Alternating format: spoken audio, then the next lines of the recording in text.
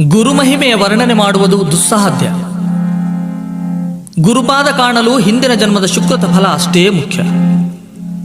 ನರಜನ್ಮದಿ ಬಂದು ಶ್ರೀ ಗುರುವಿನ ನೆಲೆಯ ಅರಿವಿನಿಂದ ತಿಳಿದು ಅಹಂಕಾರವ ತೊರೆದು ಮಹಾಮಹಿಮ ಗುರುಪಾದ ಪೂಜೆಯ ಮಾಡಿ ಗುರು ಹಿರಿಯರಲ್ಲಿ ಭಕ್ತಿಯನ್ನಿಟ್ಟು ಜನ್ಮ ಧನ್ಯ ಮಾಡಿಕೋ. ಇಡೀ ವಿಶ್ವದಲ್ಲೆಲ್ಲ ಹುಡುಕಿದರೂ ಇಡೀ ಸೃಷ್ಟಿಯನ್ನಾಡಿಸುವ ಮೂಲ ಶಕ್ತಿಯೊಂದೇ. ಆ ಶಕ್ತಿಯು ಗುರುಪಾದದಲ್ಲಡಗಿದೆ. ಗುರುವಿನ ನೆಲೆ ತಿಳಿಯಲು ಗುರುವಿನ ಅಡಿದಾವರೆಗಳಲ್ಲಿ ತನ್ನ ಜೀವನವ ಅನುಮಾನವಿಲ್ಲದೆ ಮುಡಿಪಾಗಿಡು. ಆಗಲೇ ನಿನಗೆ ಗುರುಪಾದ ಮಹಿಮೆಯ ತಿಳಿಯಲು ಸಾಧ್ಯ. ಗುರುಪಾದ ಪೂಜೆ